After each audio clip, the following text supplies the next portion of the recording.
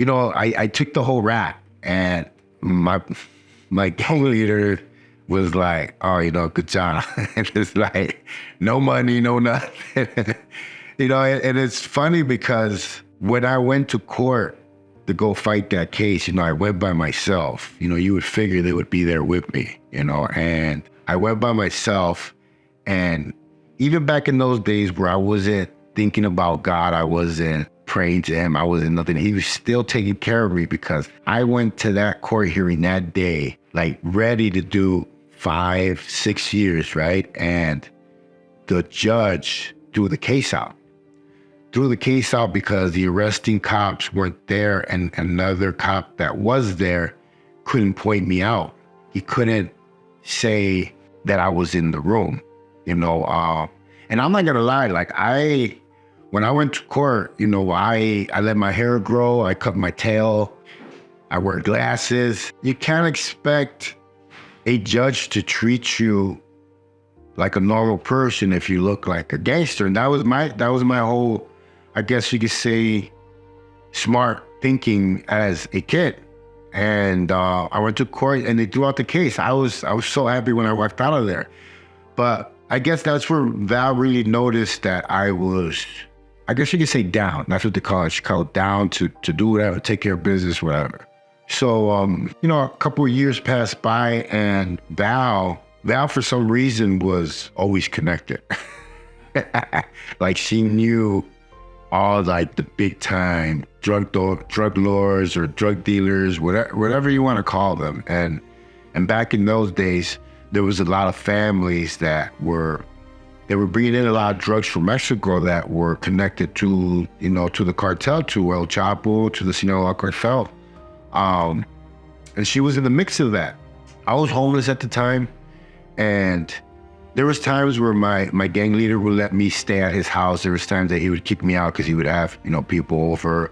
So it was rough being homeless, man. So when she came at me and offered me that job, that's one of the biggest scenes in the show that they did about my life on the National Geographic, when she walks up to me and tells me, I got a proposition for you, and that's how she came at me. She told me that she had a job that I might be interested in. And I mean, like I said, I was willing to do whatever. She was like, you're gonna go to Mexico, you're gonna drive some weed back and we're gonna pay you.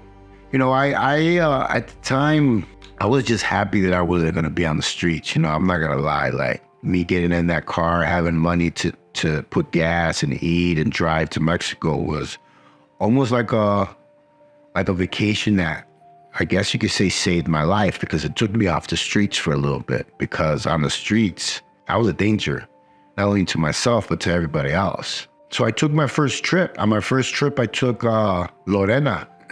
She's my oldest, Jasmine. She's my baby's mom. She went with me the first time, and it was a vacation. It was a vacation to get it done, learn what they were doing. And then after that, I just kept going and making money. And that's what I thought my life was going to be. If you guys, follow my story, you guys know that I ended up getting caught. I was sent to prison in Mexico. Then I got extradited to the United States, and I came home. I came home after doing the gang program in Chicago and pretty much just doing everything I owed. I was on probation for so many guns in Chicago. I was on probation for so many violations of probation that once the feds got me and they released me, Chicago wanted their time too, so I had to do that time. And I want to make this clear, the whole time that I was in prison in Mexico, Valerie always made sure that I had money on my books. There was times where she got mad and, she didn't send me stuff, but it was because I guess you could say she was disappointed on how bad of a drug addict I had turned into in Mexico, because it got really bad where I was smoking $1,000 worth of crack in Mexico. It's unheard of.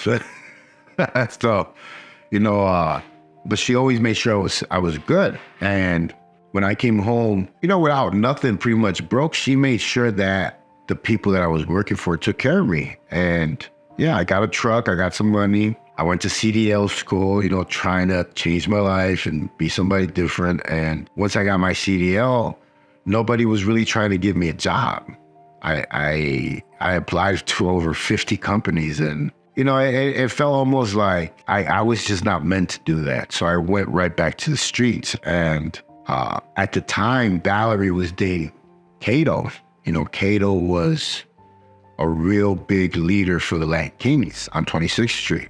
And he was ruthless. He was dangerous. He was a force to be reckoned with. You know what I mean? Like he was a mean dude. She came to see me after getting down, and it was really cool because it was like we never missed a beat as friends. Like she was happy to see me, and I was happy to see her. She always, I tell people don't realize how much credit I give to Valerie. I give her credit because of what she's been through, what she went through, but the one thing that she always had a good heart. You know what I mean? She always tried to look out for everybody. Yeah, did she pay herself first? Yeah, she did. But she looked out for everybody. And a lot of the guys can vouch for me on this that knew her from my time, when we were young. I got back into the dope game again, and her being with Kato helped me a lot because Kato knew a lot of people. He moved a lot of weight. So it almost became easy because pretty much my job was just to get to work. I had made some connects while I was in Mexico and while I was at the federal prison in El Paso, La Tuna. So I was getting, my shipments in, and he was helping me, doing stuff. This is where, I learned about all the special little tricks of, selling birds, wrapping them, compressing them, all that stuff. It was a whole different world compared to the marijuana and wheat, Mexican brick wheat. And the money was in really big quantities. So, I made my transition, but it only lasted so little because the jealousy kicked in with my own mob, my own friends, try to set me up.